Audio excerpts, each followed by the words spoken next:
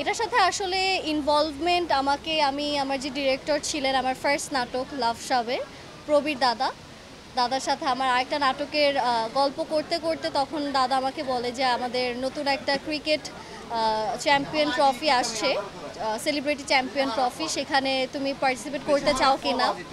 And আমি চিন্তা করছিলাম যে আচ্ছা ঠিক আছে, যেহেতু আমি এই সময়টা একটু ফ্রি আছি তাহলে খেলা যায়। অ্যান্ড দেখা যাচ্ছে যে মাঠে তো কখনো এক্সপিরিয়েন্স করা হয়নি যে মাঠে খেলতে কীরকম লাগবে, তো মাঠে এসে খেলাটার জন্যই আসলে দাদাকে বলা যে আচ্ছা ঠিক আছে আমি খেলবো। প্র্যাকটিস আসলে আমরা টানা 5-6 দিন প্র্যাকটিস করলাম। আমাদের গতকালকে একটা ওপেন ফিল্ড প্র্যাকটিস হলো, আজকে আমাদের ফিল্ডে ম্যাচ। অ্যান্ড যেই ম্যাচটা আপনার স্পোর্টসের চ্যানেল থেকে ডিরেক্টলি দেখতে পারবেন। আমরা তো আমাদের সাইড থেকে যতটুকু পসিবল আমরা না পারা সত্ত্বেও প্র্যাকটিস করে চেষ্টা করেছি যতটুকু শিখে নেওয়া যায়।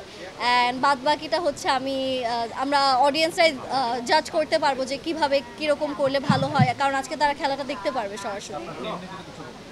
আমার টিমের সবাই খুবই ভালো, স্পেশালি আমাদের টিমের ছেলেরা খুব ভালো, তারা 4-6ই মারছে আসার পর থেকে। তো আমি আমার টিমের ছেলে মেয়ে দুজনকে নিয়ে আশাবাদী। আমাদের মেয়েগুলো হচ্ছে সবাই একই লেভেলেই খেলছে, কেউ খুব বেশি ভালো না, কেউ খুব খারাপও না, বিকজ আমাদের একই সাথে প্র্যাকটিস ছিল। তো সবাই একই সাথে শিখেছে, এখানে কেউই আগে থেকে শিখে আসা প্লেয়ার না।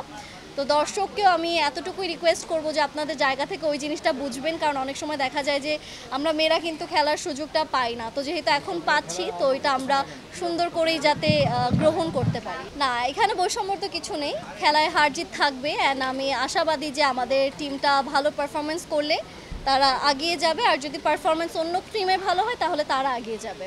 হার জিত নিয়ে আসলে বলতে চাই যে আপাতত তো জিতার কথাই চিন্তা করছি, হারার কথা চিন্তা করছি না। মোটিভেশন আছে, দেখি বাকিটা হচ্ছে গিয়ে আল্লাহ তাআলা বলতে পারবে। আমার টিমকে মোটিভেশন করলে কিভাবে করব, ভালো খেলা দেখিয়ে মোটিভেশন করতে হবে। অ্যান্ড ফিল্ডিংটা আজকে ভালো করার ট্রাই করছি। আমাদের টিমের ফিল্ডিংটা একটু উইক, অন্য টিমের ফিল্ডিংটা একটু, তারা দেখলাম যে খুব বেশি কম্পিটিটিভ। সো ফিল্ডিংয়ের জায়গা থেকে আমরা আজকে একটু প্র্যাকটিস করলাম, তো ইনশাল্লাহ ফিল্ডিংটাও ভালো করার আশঙ্কা আছে। দর্শকদেরকে এটাই বলবো যে আমরা আপনাদেরকে এন্টারটেইনমেন্ট করার জন্যই আসলে এই আয়োজনটা করেছি, যাতে আপনারা খুশি থাকেন, কারণ এখন বাংলাদেশে কন্টেন্টের অনেক অভাব। তো আপনারা একটা প্রপার কন্টেন্ট পাবেন, আর এখানে আপনাদের চিরচেনা মুখদেরকে যে অনবরত আপনারা স্ক্রিনে দেখে আসেন, সেই স্ক্রিনের বাইরে থেকে আরেকটু ডিফারেন্টভাবে দেখার সুযোগ পাচ্ছেন।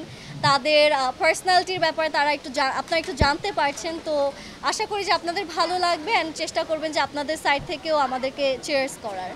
পুরুষ ক্রিকেট দলে আমার মুশফিক ভাইয়ের খেলা ভালো লাগে, plus he is a family oriented person, তার পার্সোনাল লাইফ আমার ভালো লাগে। তো সব কিছু মিলে আমি তাকে সাপোর্ট করি। সাকিব ভাইয়ার অলরাউন্ডার পারফরমেন্সের ওই নেশাটা তো আমরা প্রত্যেকটা প্লেয়ার যারা আজকে মাঠে নামবো ওই নেশাটা ভিতরে ধারণ করেই নামবো, কারণ খেলার দিক থেকে যদি আমরা চিন্তা করে থাকি সে তো অ্যাকচুয়ালি ভালো খেলে, সেটা তো আমরা কেউ ডিনাই করতে পারবো না।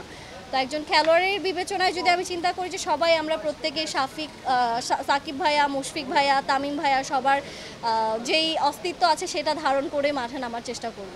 নিতে তো সবাই চায় দেখেই এই প্র্যাকটিস সেশন করা, কিন্তু তারপরও আমি আসলে এটাই চাবো যে সব থেকে ভালো খেলে অ্যান্ড যে সব থেকে ভালো পরিশ্রম করেছে সেই যাতে জিতে।